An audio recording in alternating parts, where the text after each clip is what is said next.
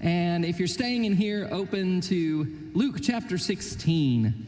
Luke chapter 16 is where we will read in just a moment, looking at the parable of the unjust steward. And at the beginning of this chapter, Luke tells us that Jesus is speaking to his disciples. So what happens is there's a little bit of a transition from Jesus telling several parables where the scribes and Pharisees are there, and tax collectors and sinners are gathering around Jesus, and Jesus tells the parable of the lost sheep and the parable of the lost coin, and then the parable of the lost son. So the parable of the prodigal son happens right before this text, and Jesus is speaking those parables to the Pharisees who are there judging him because he's friendly with sinners and tax collectors. But then Jesus tells another parable, but this one he tells to his disciples, and that is important because of the nature of the parable. It's important we remember that he's speaking to disciples.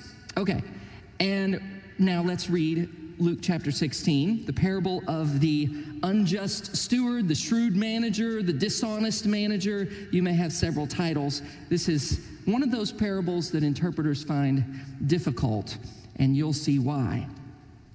Jesus told his disciples, "There was a rich man whose manager was accused of wasting his possessions. So he called him in and asked him, 'What is this I hear about you? Give an account of your management, because you can't be manager any longer.' The manager said to himself, 'What shall I do now? My master's taking away my job. I'm not strong enough to dig, and I'm ashamed to beg. I know what I'll do so that when I lose my job here, people will welcome me into their houses.' So he called in each one of his master's debtors. He asked the first, 'How much do you owe my master?' 900 gallons of olive oil." Some of your translations might say 100 measures or 100 baths of olive oil. The manager told him, "Take your bill, sit down quickly, and make it 450. So he cuts it in half. Then he asked the second, "And how much do you owe?" 1,000 bushels of wheat, he replied. He told him, "Take your bill and make it 800, a 20% reduction." The master commended the dishonest manager because he had acted shrewdly. For the people of this world are more shrewd in dealing with their own kind than are the people of the light. I tell you, use worldly wealth to gain friends for yourselves, so that when it is gone, you will be welcomed into eternal dwellings. Whoever can be trusted with very little can also be trusted with much. And whoever is dishonest with very little will also be dishonest with much. So if you have not been trustworthy in handling worldly wealth, who will trust you with true riches? And if you have not been trustworthy with someone else's property, who will give you property of your own? No one can serve two masters. Either you will hate the one and love the other, or you will be devoted to the one and despise the other. You cannot serve both God and money." The Pharisees, who loved money, heard all this and were sneering at Jesus. This parable is almost universally regarded by scholars as one of the most difficult of Jesus' parables to interpret.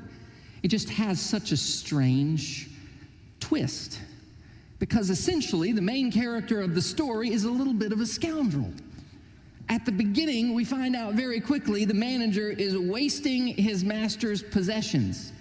We don't know if he's just incompetent or if he's embezzling the possessions, but the word for wasted is the same word for the prodigal son wasting the father's possessions. It seems like some incompetence. He is wasting things, and he's not being a good manager of the master's possessions and business. So we don't know everything that's been going on, but that doesn't really, what the master has been doing doesn't, or what the manager has been doing doesn't figure into the story. All we know is that he's accused of mismanagement, and so the master comes in and says, essentially, "You're fired. I need you to bring me the account statements, the ledger book. Bring me the statement of accounts so that I can pass the management to someone else." And so the manager begins to speak to himself. We get a window into the interior monologue of this character. It happens a few times in parables. The rich fool and the prodigal son and this person all have kind of interior monologue when faced with a crisis. So the crisis now leads him to a moment of reasoning in his own mind. He's about to be thrown in the streets, but he thinks he has a way he might be taken care of in the future. So he calls in two of his master's debtors. Now, it says each of his master's debtors. There may have been more debtors. I don't know. Jesus only tells us about two. You know, it's a made-up story. It's a parable. So it may be that there were lots of debtors and we're only told about these two. But these owe a very large sum of olive oil and wheat, respectively. And he tells them, take your note and reduce the amount that you owe. Now, you might wonder, why couldn't the manager just cook the books himself? Why couldn't he just, mark it down in the ledger? But it seems like there was some kind of system that was involved where if you owe me money, I would make you write it, maybe even in your own handwriting, so you wouldn't be able to dispute the debt. You would write, I owe Collin $100. Okay, it's in your handwriting. But then I would keep that note. So I'm holding on to the note to make sure it doesn't get altered or changed or marked down without proper payment.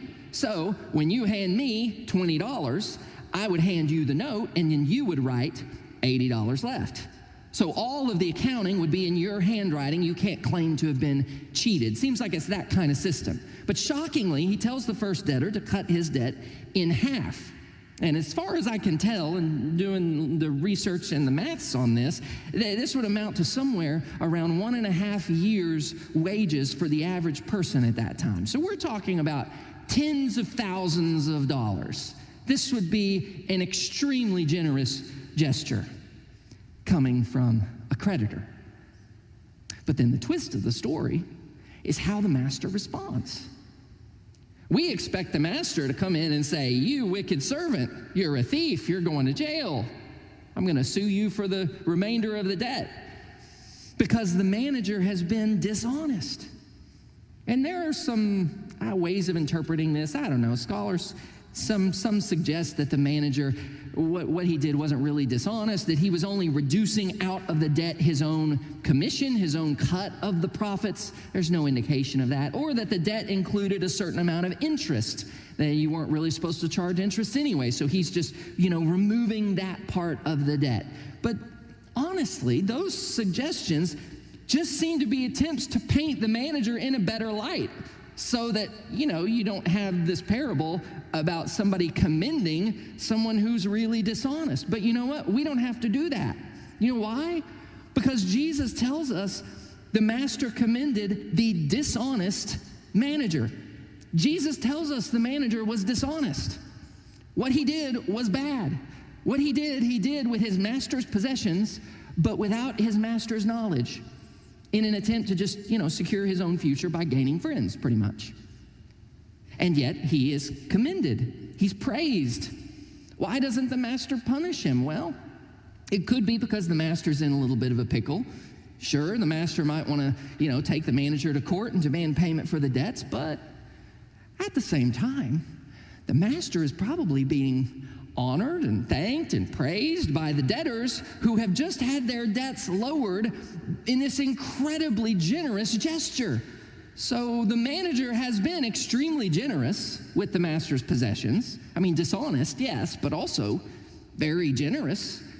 And the debtors didn't have any reason to think the manager was acting apart from the master. So at this point, you can imagine people coming up to the master saying, thank you so much. What you did was so generous. You're such a wonderful person. I'm going to tell everyone about this, and from now on, give you all my business. So that's maybe a little bit of speculation, but it's definitely not a stretch to assume that the debtors would now be very happy with the master and the manager. And so the master, if he were to go back on the notes and insist on the original debt, well, he would come off as greedy or stingy. So instead, the master commended the dishonest manager because he had acted shrewdly, with foresight, with resourcefulness. For the people of this world are more shrewd in dealing with their own kind than are the people of the light. Now think about that. He's complimenting people of the world on something and comparing them to people of the light. This is so profound. Even people of this world, that is people who may not care anything about spiritual things, practical, they may not care anything about God's ways or Jesus' teaching. Even they are able to recognize when it is in their best interests to be generous with money for the sake of something more valuable. Here is a man who acted shrewdly, with wisdom, foresight, able to make a calculation about what is valuable now in light of the future that's coming later. And for the manager, it was much more valuable to gain these relationships with people that could help him later. Jesus is using a brilliant technique here that only works if the manager is a bit of a scoundrel. Because part of the point of the story is a how much more argument. Jesus uses the same style of argument in the parable, the parable about the judge who doesn't care and the persistent widow who keeps bugging the judge. It's like this apathetic judge. She keeps bothering him, so finally, even though he doesn't care about justice, he grants the woman's request. See, the point in that parable is not that God is like the uncaring judge. It's a how much more argument. If even a judge like that will help this widow get justice if he is pestered, how much more readily will God give justice? How much more will a God who loves justice and loves people see that justice is done? So the argument here with the dishonest manager is the same kind of thing. If even a scoundrel recognizes that money is not ultimate, that when there is a crisis headed your way, money becomes just an instrument to be used in service of a greater cause, a more valuable thing. If even a scoundrel shows that kind of resourcefulness, then how much more should we who are children of light, who know that eternity is coming, how much more should we use money and handle money to secure our eternal future? How much more should we be generous when it is eternal treasure we're storing up for, not just temporal things? Because see, Jesus is not just using the how much more argument with respect to the character in the story, that we should be much more generous and wise with our wealth than this dishonest manager, but also with respect to the reward in the story. Look at what Jesus says. He says, I tell you, use worldly wealth to gain friends for yourself, so that when it is gone, you will be welcomed into eternal dwellings. There is eternal reward that's at stake here. There's treasure that lasts forever, is what Jesus is saying. So how much more should we be willing to use temporary wealth to gain eternal riches? That's the equation. That's the value judgment. Because temporary wealth is not secure. Notice what Jesus says. Use worldly wealth so that when it is, say it with me, gone. When it is gone. Not if it is gone, but when it is gone. There's going to come a day when it will all be gone from you. It's all going to go away. That's Jesus' view of wealth. It just doesn't stick around. It will be gone. That's the situation that the manager is in, isn't it? This is a genius story if you think about it. He is facing the crisis of realizing it's all about to be taken away from me. That's the crisis he's facing. Isn't that the same crisis we face? It's all about to go. It's all in light of the fact that this is going to be taken away from me. So I'm putting you on notice today that you will be fired one day. The job that you have as a manager of God's resources isn't going to last forever. I will be fired. We will all be fired from that job. We will lose all of the things. We can't keep any of it. It will all go to someone else to manage. You'll be let go from that job, and then you will give an account. And all that you managed will go to someone else to manage, and they will give an account. So if that's the crisis that we're all facing, Jesus says, use worldly wealth, temporary wealth, to gain friends for yourselves. Now, what does that mean?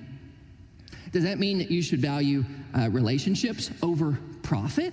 Absolutely. Does that mean you should live generously so that others can benefit? Yes, of course.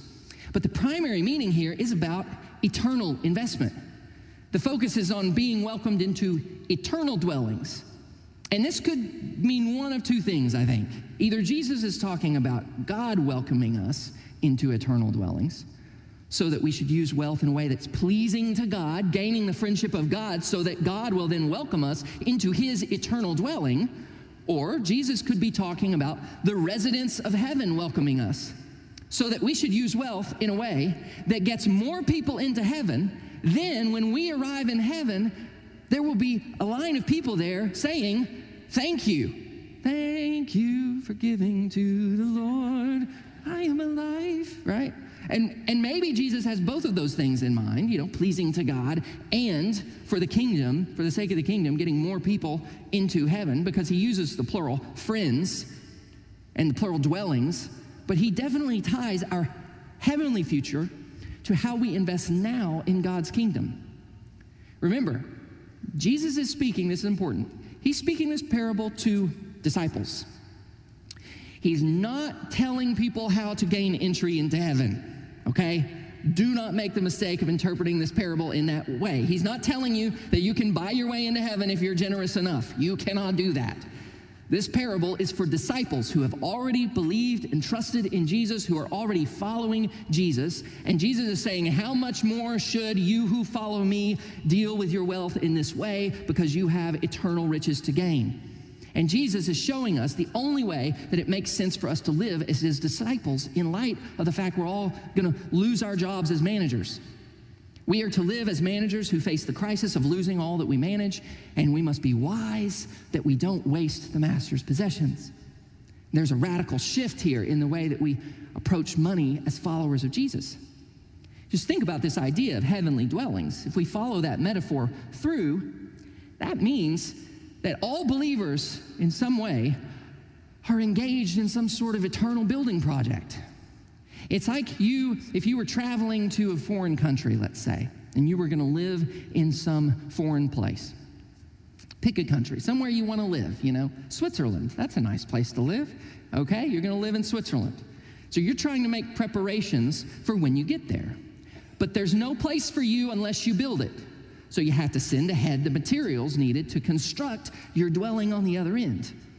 And if you're really focused on your present country, you say, I like where I am. I like my home. You might use all your materials to construct your dwelling here.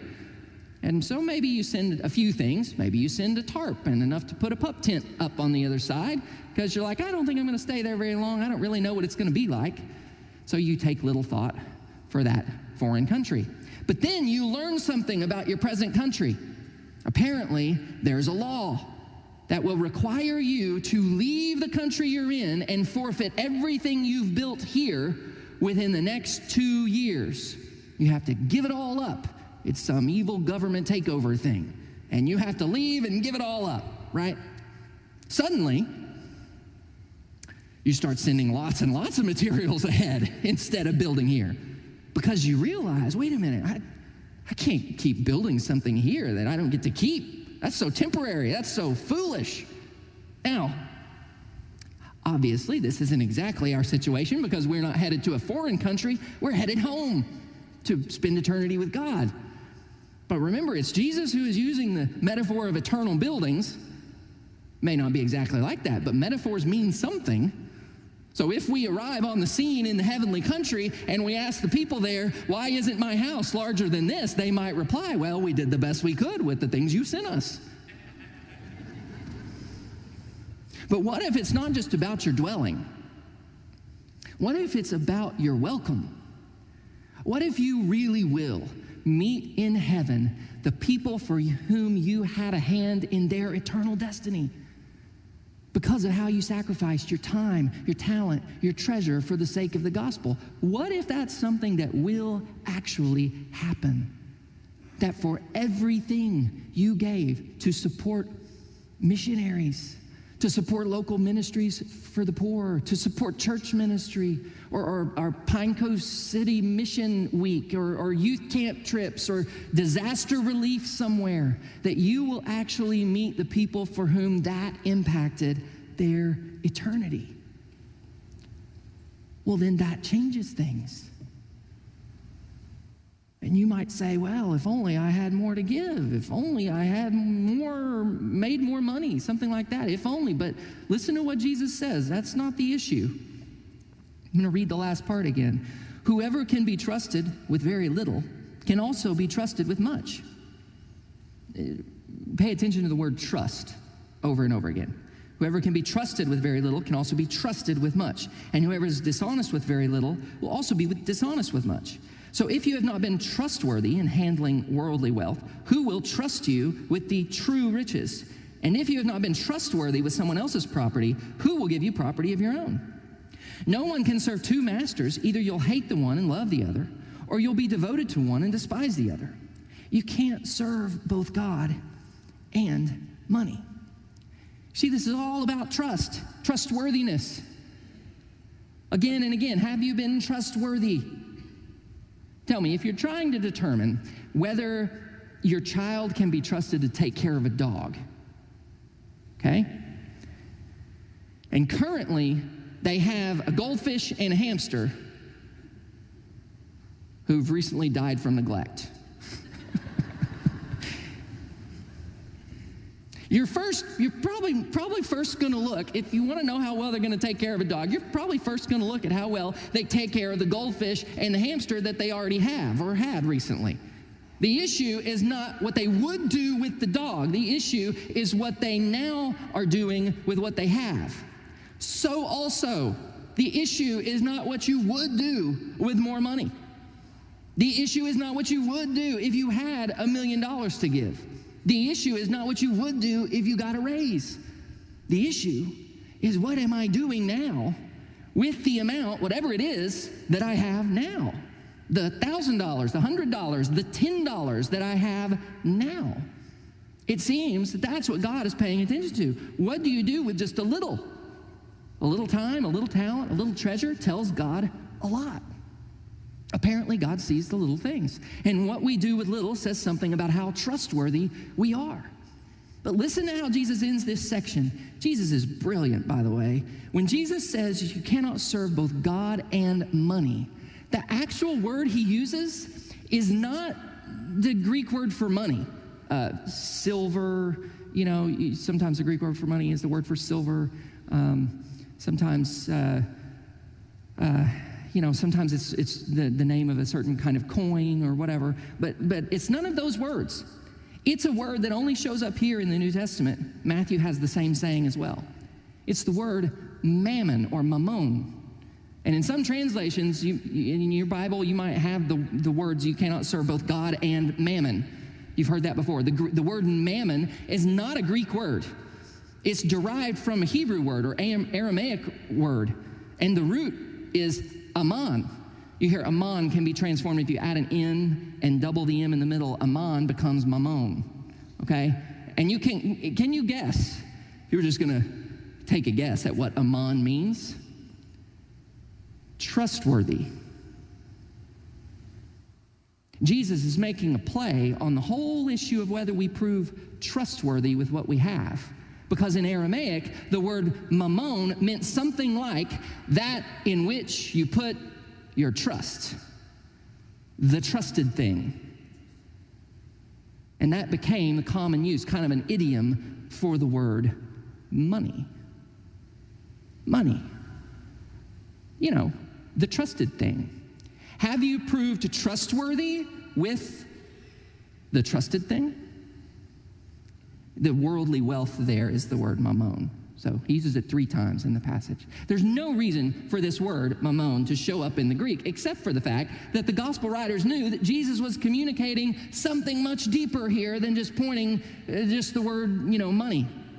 Jesus is pointing to the fact that our trustworthiness with money in some way is related to whether we pass the test that money presents to us. You know what the test is? The test is, who or what will you trust? That is the heart of the issue. Will you put your trust in this thing God has given you? Will you put your trust in the money? If so, you're not trustworthy.